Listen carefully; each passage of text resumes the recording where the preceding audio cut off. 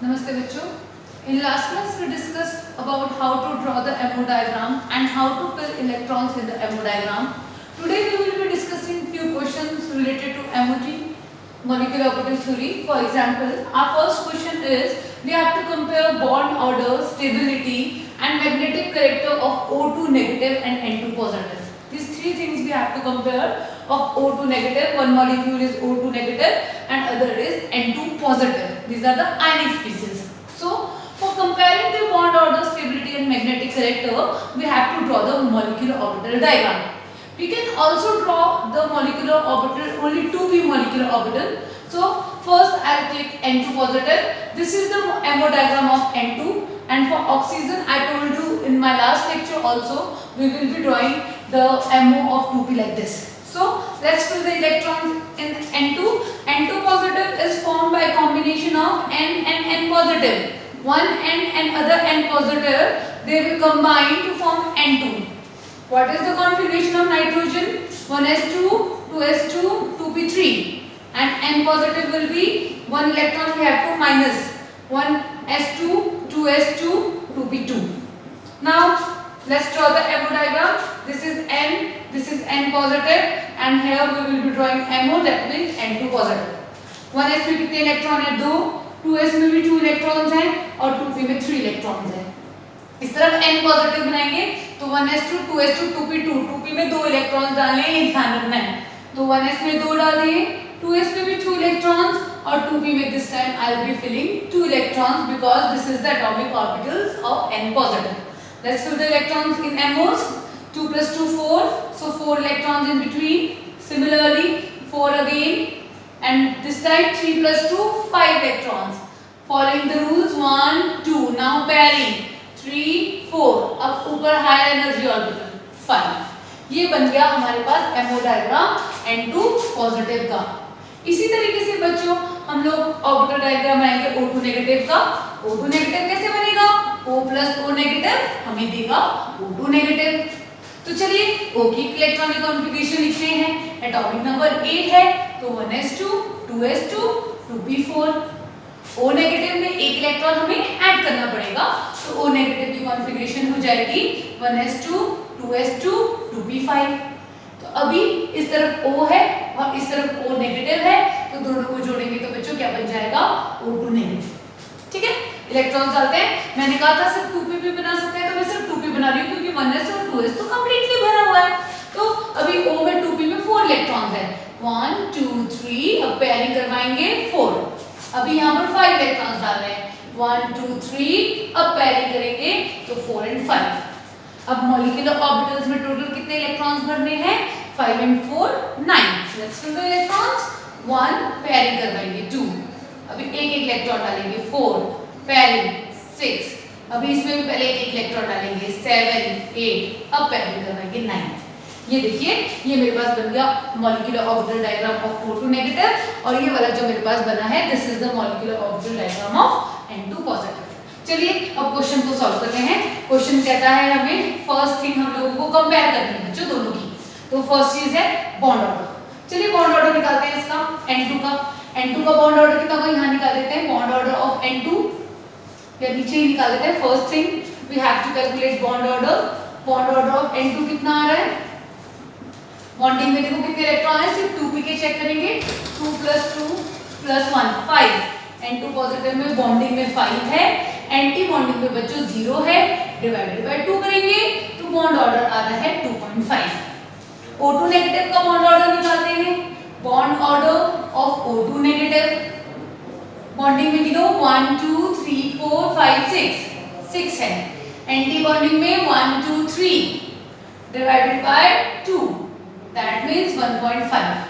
बच्चों जिस भी मॉलिक्यूल का जितना ज्यादा बॉन्ड ऑर्डर होगा उस मॉलिक्यूल की स्टेबिलिटी उतनी ही ज्यादा होगी. Bond order is directly proportional to stability. जिसकी मॉलिक्यूल का बॉन्ड ऑर्डर ज्यादा होता है वो उतना ही ज्यादा स्टेबल होता है. It is directly proportional to bond energy. जिस मॉलिक्यूल का जितना ज्यादा बॉन्ड ऑर्डर होता है उसको तोड़ने में उतनी ही ज्यादा एनर्जी लगती है.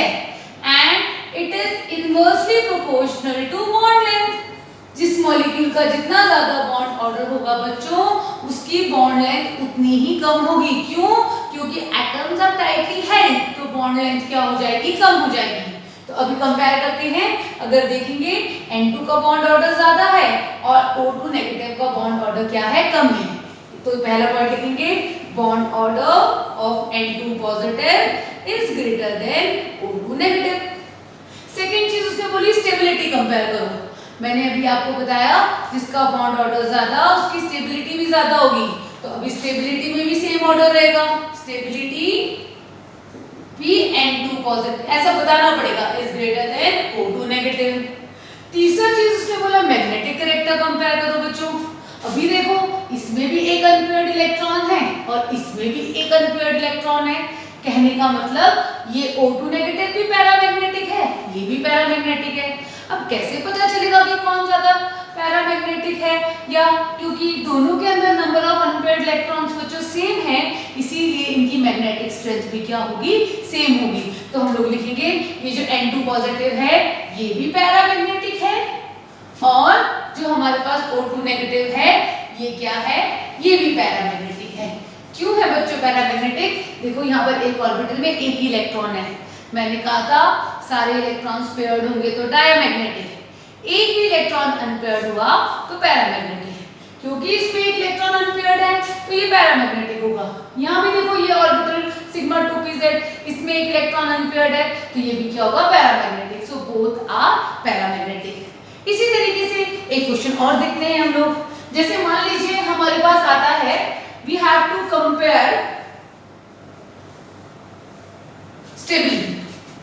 स्टेबिलिटी कंपेयर करते हैं। चलो स्टेबिलिटी कंपेयर करेंगे। कंपेयर स्टेबिलिटी ऑफ मान लो O2 positive, O2 negative and O2 2 negative. 4 ions ले लिए हम लोगों ने, हम लोगों को उनकी स्टेबिलिटी कंपेयर करनी है। तो बच्चों हम लोग क्या करेंगे, एक जो न्यूट्रल वन होता है उसका एमओ डायग्राम बनाएंगे, फिर हम लोग बॉन्ड ऑर्डर निकाल कर सकते हैं। तो लेट्स सी O2 का बॉन्ड ऑर्डर O2 का बनाते हैं। तो यहाँ पर O2 हो जाएगा बच्चों और यहाँ से फिर मुझे एक इलेक्ट्रॉन निकालना पड़ेगा क्योंकि 2s2 2p4 होगा। 2p4 होगा तो ये इस तरीके से होगा। देख लीजिए 4 + 4 8, तो ऑक्सीजन का एमओ डायग्राम बन जाएगा 2 4 6 7 8। ठीक है, चलिए अब सबसे पहले हम लोग क्या करेंगे, बॉन्ड ऑर्डर निकालेंगे ऑक्सीजन का। कितना आएगा बच्चों? बॉन्डिंग में देखो 6 इलेक्ट्रॉन्स हैं, एंटी बॉन्डिंग में देखो 2 है, डिवाइडेड बाय 2, तो ऑक्सीजन का बॉन्ड ऑर्डर कितना आ गया? 2। अब हम लोगों को O2 पॉजिटिव, O2 नेगेटिव और O2 2 नेगेटिव का एमओ डायग्राम बनाने की जरूरत नहीं है, हम लोग डायरेक्टली इलेक्ट्रॉन प्लस माइनस कर सकते हैं। कैसे? देखो मान लो मुझे बनाना है bond order of O2 positive. O2 positive का मतलब है बच्चों एक इलेक्ट्रॉन निकलेगा। अंडरस्टूड सी बात है, कहां से निकलेगा? ये इलेक्ट्रॉन निकल जाएगा। ये निकाल दिया मैंने, तो अब क्या होगा, जैसे मैं निकाल दिया अब हमारे पास बॉन्ड ऑर्डर निकाल लो। बॉन्डिंग में तो 6 ही इलेक्ट्रॉन्स हैं, एंटी बॉन्डिंग में एक रह गया, डिवाइडेड बाय 2 करो तो इसका बॉन्ड ऑर्डर कितना आ गया? 2.5। इसी तरीके से O2 नेगेटिव का निकालते हैं, bond order of O2 negative. अभी O2 नेगेटिव है तो हम लोगों को O2 में एक इलेक्ट्रॉन ऐड करना पड़ेगा। तो कैसे करेंगे? यहाँ तो था ही, एक इलेक्ट्रॉन यहाँ ऐड कर दिया। अभी बॉन्ड ऑर्डर निकालो तो कितना आएगा? 6 - 3 डिवाइडेड बाय 2, तो ये कितना आ जाएगा? 1.5। और दूसरा क्या है? 2 नेगेटिव। 2 नेगेटिव का मतलब है 2 इलेक्ट्रॉन्स ऐड करने पड़ेंगे बच्चों। तो बॉन्ड ऑर्डर कितना हो जाएगा?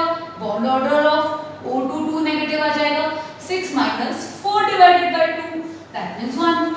अभी बॉन्ड ऑर्डर आ गए, हमें पता है जिसका बॉन्ड ऑर्डर ज्यादा उसकी स्टेबिलिटी भी क्या होगी? ज्यादा होगी।